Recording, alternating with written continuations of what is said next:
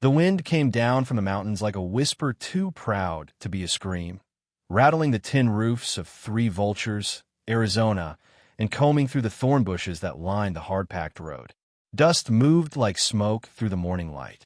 A girl in a sun-bleached blue dress stepped off the westbound stagecoach, her boots too clean for this place, her eyes too soft. She was 18, and her name was Claire June McGraw. She held her suitcase with both hands, knuckles white from the weight of all she'd left behind in Missouri.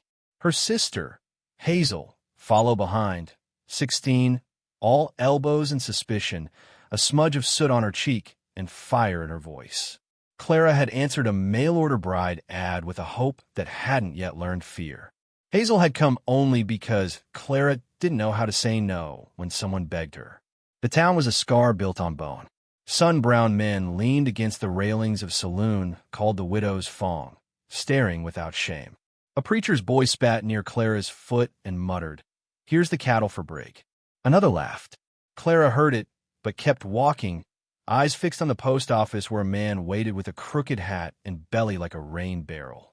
Silas Brigg, rancher and widower, squinted at her like she was a mule he might buy. "You're softer than I asked for," he said, lighting a cigar.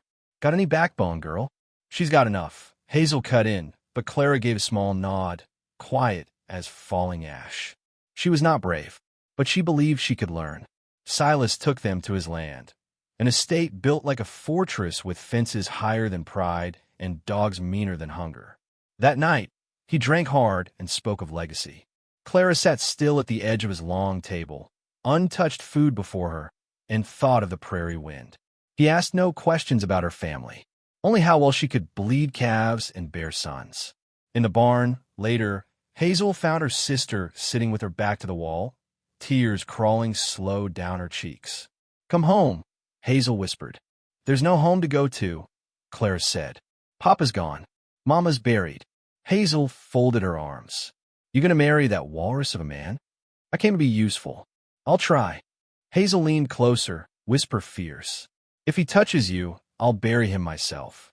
But Clara just smiled. A soft, hopeless smile. 2 days passed in heat and silence. Clara scrubbed blood from fences. She milked a goat who hated her. She sat in church and listened to the reverend say that obedience was next to holiness, and that disobedient women caused wars. Then came the boy. He collapsed just outside the trading post, face cracked with thirst and sweat, shirt dark with blood. Apache, though barely 20. The townsfolk recoiled like he was fire. The sheriff ordered his deputies to let him die. No point wasting water on a snake. Clara saw his hand move, slow, seeking like a drowning man. Something inside her broke. She went to him as the crowd hissed, took her blanket, her mother's old quilt, the one thing she'd kept, and wrapped it around his shoulders. She tilted her canteen to his lips, brushing away dust from his brow. He looked at her like he didn't believe she was real. "Leave him, girl," someone shouted. "He'll call more of him." She didn't answer, didn't speak, just knelt in the dirt beside him until the sheriff barked, "You'll hang if he doesn't die." She stood and walked away, shaking. Hazel waited on the porch of the general store, jaw clenched. You just fed poison to a town already choking. Clara looked back toward where the boy had been. He was gone. Only the blanket remained, folded and dirt-stained. "I saw a dying man," she whispered. "I did what I'd hoped someone would do for me." That night, the town turned. The preacher stopped speaking to her. A widow she'd once helped with laundry slammed her door. Clara caught children pointing and giggling behind their hands. Silas said, "Nothing until supper." "You make me a target," he said, voice thick with liquor. "Can't even follow orders from your own kind. You've got the head of a dove and the sense of a fox with mange." Hazel, sitting beside her, balled her fists. "She did what none of you had the spine to." Silas grabbed Clara by the wrist. "You're my bride. You shame me again, you'll sleep outside with the pigs." Clara's face didn't move, but her eyes were distant, as though her soul had started walking without her. That night, she gathered what little she owned, a shawl, a piece of bread, a worn copy of Psalms. She kissed Hazel on the forehead. "I won't let him own me," she said. Hazel grabbed her sleeve. "Then I'll go too." "No." Clara said gently. You still have a chance to live. You're smarter than me. She left before dawn, barefoot, dust rising around her like memory. The land outside 3 vultures was cruel and wide. Stones like broken teeth, coyotes howling like sorrow with lungs. She walked until her legs buckled, then crawled beneath a low cedar and slept. The sky above her was endless and pitiless. She woke cold. Her hands trembled. Hunger bloomed in her belly like thorny flowers. But she did not turn back. By twilight, she found a rise overlooking the town. Smoke curled from chimneys. Somewhere below, Hazel was pretending to be her. Silas had likely already begun calling her wife. Clara wept, not for herself, but for the loss of all she'd hoped to be. Then she heard it, a rustle. Not the wind, not a coyote. She turned. There he stood, the Apache boy. No, a man now in full height, lean and fierce, a streak of red ochre on his brow. Taza. He looked at her with something unreadable. You are far from your kind, he said. Clara stood, wobbling. So are you. He nodded, slowly. You gave me a blanket, he said. Why? She searched for words, but none came. Only this. Because you were cold. Taza stepped forward, pulled something from behind him. Her mother's quilt, washed, folded neatly. He held it out. Clara reached for it, but his hand did not let go. For a moment, they both held it, eyes locked, and far below them, the dust began to rise again, this time not from wind, but hooves. A storm of riders on the horizon. Taza's gaze didn't waver. They think you lit the fire, he said. Now the flames come. The sun climbed like a secret across the flat Montana sky, spilling amber light on the dry grass surrounding Hollis Crane's estate. From a distance, the ranch looked like a wedding cake left out in the dust, decorated with white bunting and wilting daisies, guarded by sour-eyed cowhands and stiff collars. Laughter drifted out the open windows, brittle and hollow. They were drinking early. Weddings like this required it. Clara June Weatherby stood just beyond the tree line, her boots sunk into the earth, her breath tight with salt and cedar. Her dress was plain black velvet, cinched with her father's old belt. Around her wrist, a hawk feather tied with twine. Beneath it, the cool iron of a pistol hid in her skirt's folds. Not for vengeance, but for certainty. One shot if the world collapsed. She didn't want to run anymore. She watched Maybelle, her younger sister, step out onto the porch. The girl's shoulders shook beneath her veil. Lace clung to her skin like a shroud, not a garment of joy. Clara could see it in her posture. A trembling willow and a storm of decisions made by others. Their eyes met. Clara didn't wave. Inside, fiddle music danced like a lie. Hollis Crane waited at the altar, bloated in his white suit, cheeks flushed with drink, sweat collecting in the folds of his neck. He looked like a man who'd already won, who didn't care if the bride smiled as long as she arrived. Around him stood the town's faces, some curious, others hungry. Dustwind Ridge had a taste for spectacle, especially when it involved a fallen woman returning in chains.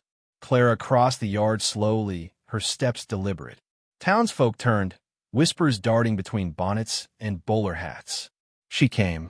The nerve. She'll ruin it again. The preacher stiffened at her approach, pausing mid-prayer. Clara walked past him, climbed the porch steps, and entered the parlor where Maybelle sat, white-gloved hands clenched in her lap like 2 frightened birds. Clara knelt beside her, smoothing a lock of hair from her cheek. You don't have to do this. Maybelle's voice came in a shiver. You said no. Someone had to say yes. Clara swallowed, feeling the ache rise in her chest like smoke. Saying yes to a man like him ain't survival, May. It's surrender. Maybelle's lips parted, but before she could speak, a hush fell outside. A different sound replaced the fiddle, a rhythm like thunder, slow and steady. Hooves. Clara moved to the window. A single rider approached, outlined by the rising sun. Taza Black Elk. He wore no war paint, no weapons in hand, just the folded blanket Clara had once wrapped around him, now cradled in his arms like something sacred. Hollis stormed forward, barking orders. That's him. That's the engine she sheltered. Rifles were drawn. Fingers tensed.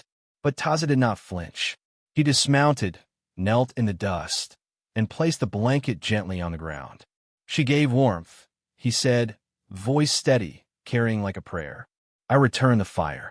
A moment passed. Then dozens of Apache riders appeared on the ridges, silent, unmoving, not advancing, just watching. Panic rippled through the crowd. Hollis stumbled backward, sweat beading on his brow. They've come to finish what she started. No, Clara said, stepping outside, her voice cutting through the clamor. They've come to witness what she's ended. She walked between the rifles, toward Taza. Dust rose around her boots. The world stilled. Facing the crowd, Clara raised her arms. You all feared love looked like sin because it didn't look like fear. I gave a dying man a blanket, not a promise. You turned that into shame. The preacher tried to hush her. Hollis shouted again. But Clara kept speaking, her voice thick with thunder she'd been carrying too long. You want me to marry him to clean his name. But his name don't deserve cleaning. He bought my sister with threats and pity. And you, she swept her eyes over the townsfolk, let it happen because it made you feel righteous. Hollis roared and charged forward. You shut your mouth, you whore. Clara didn't reach for her gun. She didn't need to. The whir of an arrow sliced through the air, and Taza's shaft buried itself in the ground inches from Hollis's boot. He froze. Not dead, but warned. Behind Clara, the Apache riders didn't move. They didn't need to. Their silence was a language older than Dustwind Ridge, older than the wooden church or the pale men who built it. Clara turned to Maybelle, who stood trembling in the doorway. Veil clutched to her chest. You still want to marry him? She asked. Maybelle looked at Hollis, at the gaping mouths of the crowd, at her sister. Slowly, she shook her head. No, I want to be free. Clara smiled, a tear slipping down her cheek. Then go. Ride east. Find what you love. Maybelle ran. No one stopped her.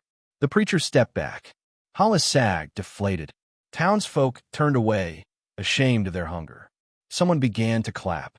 One pair of hands, then two, then silence again. Clara stood with Taza as the sun rose behind them, warm on their backs. He didn't speak. He simply offered the blanket again. This time, she took it, not for him, but for herself. They walked down to the creek as the town shrank behind them. She asked no questions. He offered no answers. Only shared steps, shared silence. At the water's edge, they knelt.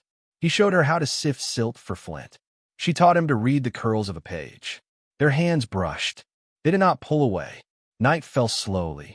In town, children would later whisper of the woman who stopped a war with kindness. The preacher would say she shamed the devil with grace. But here, beside the creek, there were no stories. Just the hush of reeds, the pulse of two lives finding rhythm. Clara leaned into his shoulder, her breath calm now. I didn't know warmth could return, she said softly. Taza smiled, eyes on the stars. It always does. Somewhere beyond the hills, another fire was lit. Not one of war, but of watching, of remembering. And just before sleep, Clara turned to the darkness and whispered, asterisk, then let them watch. Asterisk,